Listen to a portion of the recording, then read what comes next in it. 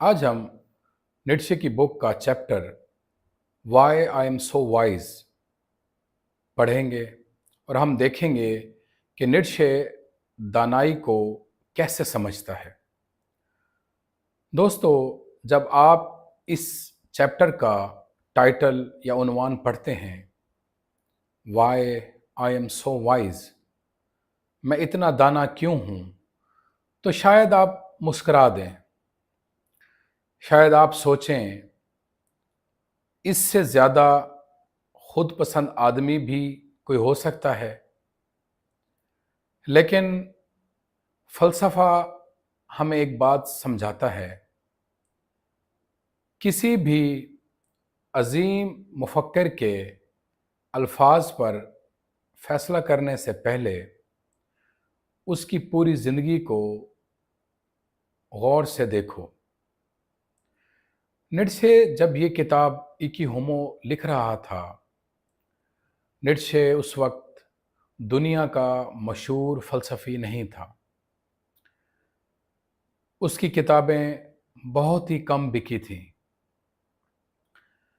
University में Nietzsche के जो ख़यालात थे, जो फ़िलॉसफ़ी थी, वो मकबूल नहीं थी और ज़्यादातर नीत्शे के दोस्त उससे दूर हो चुके थे।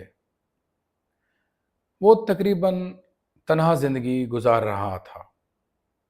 ये वो रियलिटी है जो नीत्शे की पर्सनैलिटी को, उसकी शख्सियत को बताती है। ऐसे इंसान के लिए ये जुमले गरूर कम और अपनी शनाख्त का ऐलान ज़्यादा महसूस होते हैं। इसी तरह नीत्शे कहता है, my formula for greatness in a human is amor fati. यानी वो कहता है कि एक अजीम इंसान की मेरी तारीफ सिर्फ एक जुमला है और वो जुमला है एमोर फाती। एमोर फाती लातीनी ज़बान की इस्तिलाह है, लैटिन लैंग्वेज का वर्ड है और इसका मतलब है अपनी तकदीर से मोहब्बत करो। एमोर फाती यानी अपनी तकदीर से मोहब्बत करना। ज़रा गौर कीजिए, हम में से अक्सर लोग अपनी ज़िंदगी को दो हिस्सों में तकसीम करते हैं। हमारी ज़िंदगी का एक हिस्सा वो है जिसे हम पसंद करते हैं और हमारी ज़िंदगी का दूसरा हिस्सा वो जिसे हम ख़त्म करना या मिटाना चाहते हैं।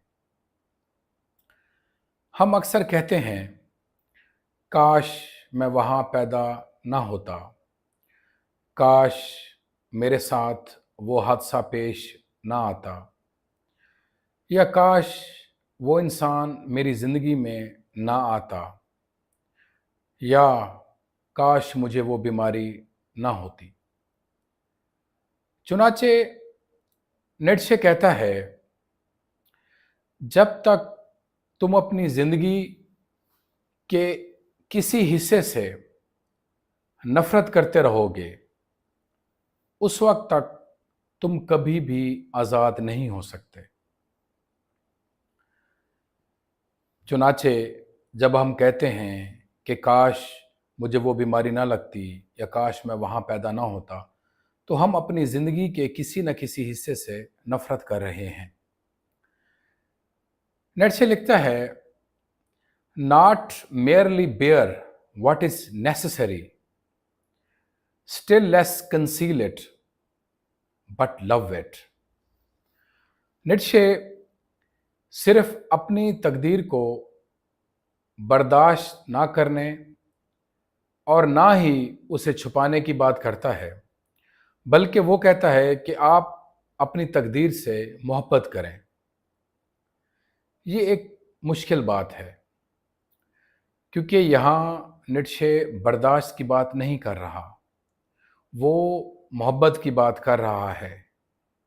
वो कहता है कि अगर तुम्हारी ज़िंदगी में दुख आ रहा है या दुख आया है, तो तुम उस दुख को, उस सफरिंग को दुश्मन ना समझो। अगर तुम्हें कोई नाकामी मिली है तो तुम उससे भागो मत। और इसी तरह अगर तुम्हें कोई तकलीफ मिली है तो तुम सिर्फ उस तकलीफ पे सब्र ना करो। ये देखो कि शायद यही तकलीफ तुम्हें वो इंसान बना दे, या वो इंसान बना रही हो जो तुम बन सकते हो। दोस्तों, ये एक इंतहाई यूनिक और मुख्तलिफ नज़रिया है। बल्कि यहाँ नीत्शे सुकरात से भी बहुत मुख्तलिफ हो जाता है। सुकरात कहता था, इल्म इंसान को बेहतर बनाता है, मगर नीत्शे कहता है, जिंदगी इंसान को बेहतर बनाती है। और जिंदगी सिर्फ खुशियों का नाम नहीं, बल्कि जिंदगी में बीमारी भी है, दुख भी है, तकलीफ भी है, तन्हाई भी है, नाकामी भी है। चुनाचे फ्रेडरिक नीत्शे इस बात पे जोर देता है कि अगर तुमने सिर्फ आसान रास्ते या आसान रास्ते देखे हैं तो शायद तुमने अभी ज़िंदगी को जाना ही नहीं है। यानी ज़िंदगी का जो सही लुत्फ़ है या ज़िंदगी को अपनी टोटलिटी में पहचानना, वो अभी तुमने उसको उस तरह नहीं पहचाना। नीत्शे अपनी बीमारियों का बार बार जिक्र क्यों करता है? क्योंकि वो कहता है, मेरी बीमारी ने मुझे वो सिखाया जो मेरी सेहत मुझे कभी नहीं सिखा सकती थी। सोचिए, हम आम तौर पर बीमारी को सिर्फ एक मुसीबत समझते हैं, और जब भी कोई परेशानी या सफरिंग आती है, हम अपने आप को बहुत ज़्यादा कमज़ोर समझने लगते हैं। लेकिन नीत्शे कहता है कि आप तकलीफ़ को, बीमारी को, मुसीबत को एक उस्ताद की तरह समझें। वो कहता है, तकलीफ़ अगर शऊर के साथ कॉन्शियसली झेली जाए तो वो इंसान को गहरा बना देती है। कि कोई तकलीफ़ अगर आप शऊर के साथ झेलते हैं तो वो आपको बहुत डीप, बहुत प्रोफाउंड, बहुत गहरा इंसान बना देगी। और एक हैरत अंगेज़ बात, नीत्शे ये कहता है कि मैंने कभी किसी से हसद नहीं किया। फिर वो बताता है क्यों? क्योंकि नीत्शे कहता है, हर इंसान का रास्ता अलग है। नीत्शे कहता है कि अगर मैं दूसरों की नकल करूं तो मैं अपनी असल शख्सियत कभी दरियाफ्त नहीं कर सकूंगा।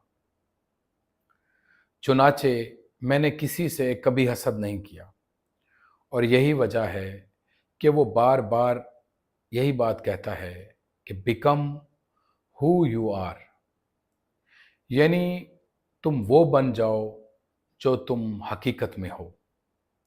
ये एक बहुत प्रोफाउंड और बहुत ही गहरा जुमला है। ये जुमला सिर्फ एक नसीहत नहीं है, बल्कि ये जुमला पूरी ज़िंदगी का मंसूबा है। इस जुमले से इंसान की पूरी ज़िंदगी की जो प्लानिंग है, जो टोटलिटी है, वो खुलकर सामने आती है। दोस्तों, आज सोशल मीडिया का ज़माना है। हर शख्स किसी न किसी जैसा बनने की कोशिश कर रहा है। कोई किसी अदाकार जैसा बनना चाहता है, कोई किसी कामयाब बिजनेसमैन जैसा बनना चाहता है, कोई किसी एक्टर जैसा बनना चाहता है, कोई किसी सोशल मीडिया इन्फ्लुएंसर जैसा बनना चाहता है। अगर नीत्शे आज होता तो वो ये सवाल करता कि जो आप असल में हैं और जो आप असल में बन सकते हैं, क्या आप वो बन रहे हैं? अगर आप दूसरों को देखकर कुछ बनना चाहते हैं, तो इसका मतलब है कि आपने ज़िंदगी को और अपने आप को गहराई में नहीं देखा। चुनाचे नीत्शे का वो सवाल, वो जुमला, बिकम हु यू आर, वो बनो जो तुम हकीकत में हो, आज के ज़माने में बहुत रेलेवेंट है। और शायद नीत्शे आज होता तो वो मुस्कुरा कर कहता, तुम पूरी दुनिया जैसे बनने की कोशिश कर रहे हो और अपने जैसा बनना तुम भूल चुके हो। आखिर में मैं आपसे सिर्फ एक सवाल पूछना चाहता हूं। अगर आज आपकी ज़िंदगी से आपकी नौकरी, आपकी शोहरत, आपकी डिग्री और इसी तरह अगर आपकी दौलत या प्रॉपर्टी सब कुछ ले लिया जाए, तो क्या फिर भी आप अपने आप को पहचान सकेंगे? अगर आपका जवाब हाँ में है, तो शायद आपने अपनी ज़ात की झलक पा ली है।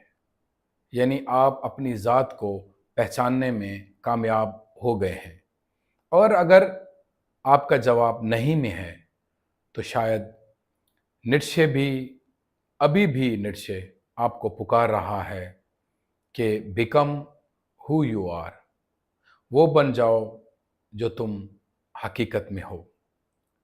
और शायद यही दानाई है, यही विज़डम है।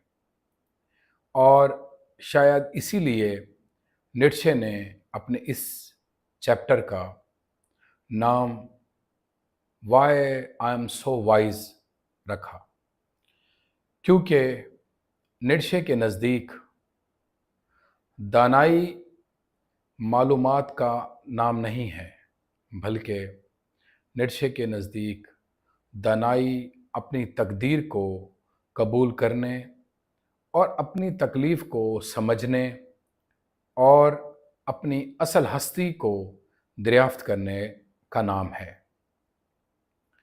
चुनाचे हम आपसे अगले लेक्चर में मिलेंगे इस बुक के अगले चैप्टर के साथ। बहुत शुक्रिया।